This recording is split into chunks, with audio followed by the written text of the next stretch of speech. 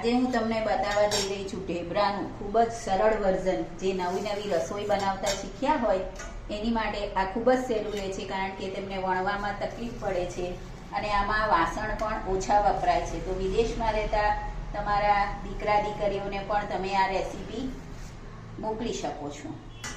આમાં આપણે રહીશું 1 વાડકી જેટલો બાજરીનો લોટ, એમાં ઝીણી ચોપ કરેલી મેથીની અડધી વાડકી ભાજી લઈશું, અડધી વાડકી જેટલા ધાણા કોથમીર લઈશું, લીલા ધાણા, લીલું લસણ કે ડુંગળી જે તમને મળે એ તમે સ્વાદ મુજબ લઈ શકો છો.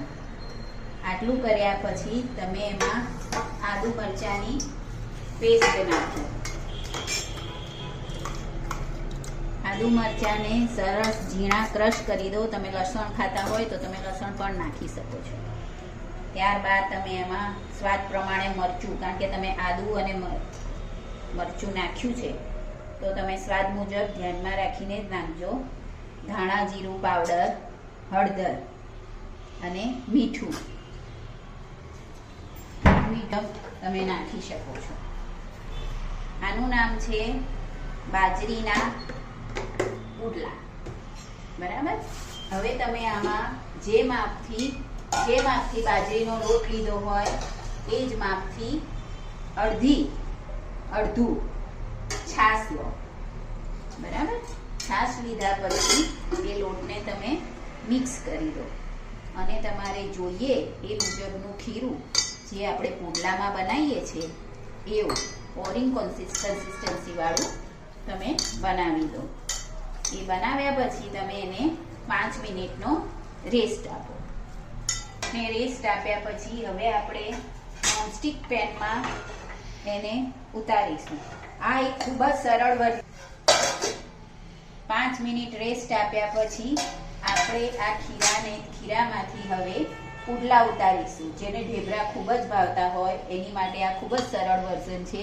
જે નવા શીખ્યા હોય એને ઢેબરા વણતા થોડી મુશ્કેલી પડે છે, એટલે આ કરીએ તો એમાં મુશ્કેલી ઓછી પડે છે અને એ લોકો કદાચ હેન્ડલ ના કરી શકે તો આ ખૂબ જ સરળ વર્ઝન છે અને ખૂબ જ ટેસ્ટી લાગે છે અને ઇઝી બની જાય છે.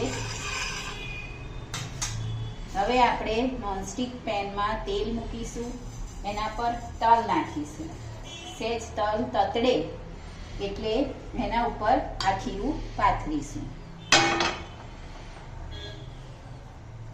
એટલે એનો દેખાવ પણ સરસ બનશે અને તલ ખાવાથી આપણામાં કેલ્શિયમનું પ્રમાણ પણ સારું થાય છે, આયર્ન પણ વધે છે, એટલે તલ ખાવા સારા છે અને એ બાને આપણે તલ ખાઈ શકીએ છીએ. આ પુડલા થોડાક જાડા જ બનશે, કારણ કે એમાં મેથી, ધાણા અને મેં તો લીલી ડુંગળી પણ નાખેલી છે, બરાબર. હવે એને થોડા થવા દઈશું, એને થોડી વાર ઢાંકી દઈશું, ઢાંકીને થવા દઈશું. થોડા સીજાય એટલે એને ફેરવી દઈશું. ખૂબ જ સરળતાથી અને ઝડપથી બની જાય છે. ઢેબરામાં આપણે લોટ બાંધીને રાખવો પડે છે અને નવા જે શીખ્યા હોય એને થોડુંક ડિફિકલ્ટ પણ થાય છે અને વણવું પડે છે. એના કરતાં ખૂબ જ સરળ વર્ઝન છે. તમે જુઓ છો કે હજુ આ ઉપરથી કચાશ લાગે છે, એટલે ફરીથી આપણે એને ઢાંકીને થોડી વાર માટે તમે જુઓ છો કે આમાં થોડી હજુ કચાશ છે, એટલે હવે એને વધારે વાર થોડી વાર 5 મિનિટ વધારે ઢાંકી રાખીશું અને થવા દઈશું. ઢાંકવાથી એ અંદર સારી રીતે સીજાઈ જાય છે. ખૂબ જ સરળતાથી એક બાજુ લોટ બાંધીએ અને એક બાજુ પુડલા ઉતરે એવી આ રેસીપી છે અને ફટાફટ થઈ જાય છે. હજુ થોડી વાર થવા દેવું પડશે. તમે એને નાના પણ ઉતારી શકો છો. તમે ઉત્તપ્પાની પેન આવે છે જેમાં ગોળ નાના હોય છે, તેવા નાના ઉતારો તો એ જલ્દી થઈ જાય છે, અને તમે થોડાક મોટા ઉતારો તો એને સીજાતા થોડી વાર લાગે છે. હવે આપણે જોઈ લઈશું.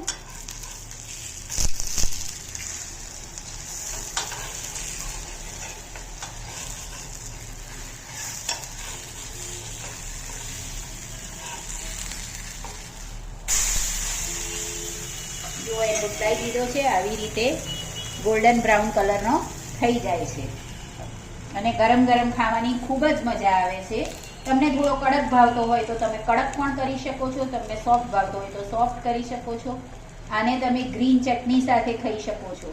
અને અત્યારે સિઝનમાં છોકરાઓને મેથીની ભાજી, કોથમીર, આદુ મરચાં, આ COVID-19ના સમયમાં આદુ ખાવું ખૂબ જ સારું છે. આદુ લસણ તમે આમાં નાખી અને છોકરાઓ ના ખાતા હોય તો એમને આ એક નવીન વાનગી ખવડાવી શકો છો. તમે એને મેયોનીઝ અને સોસના ડીપ સાથે પણ સર્વ કરી શકો છો.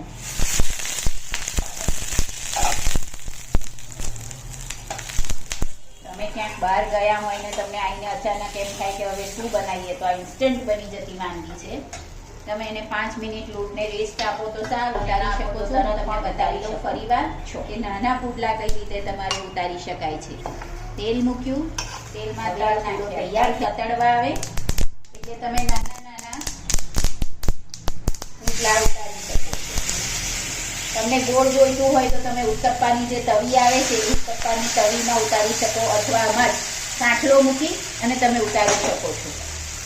હવે આ બે છે એટલે મારા ઢાંકણામાં કદાચ નહીં કવર થાય, વાંધો નહીં, અને ખુલ્લું રાખીને પણ તમે કરી શકો છો. તમે આવી રીતે નાના નાના ઉતારી શકો છો. નાના પૂડા ઉતારવા અને હેન્ડલ કરવા તમને સહેલા પડે છે. જુઓ, હવે આ બંને બાજુથી બ્રાઉન થઈ ગયા છે. એને તમે સર્વિંગ ડીશમાં કાઢી લો. એને ગ્રીન ચટણી અને ટોમેટો કેચઅપ સાથે સર્વ કરી શકાય. ઇવન એને દહીં સાથે પણ ખાઈ શકાય, તમે ગોળ સાથે પણ ખાઈ શકો, અથવા ચીઝ ઉપર ગ્રેટ કરીને પણ ખાઈ શકો છો. તમે મેયોનીઝ અને કેચઅપનું ડીપ બનાવીને પણ એની સાથે સર્વ કરી શકો છો. તો તૈયાર છે બાજરીના પુડલા.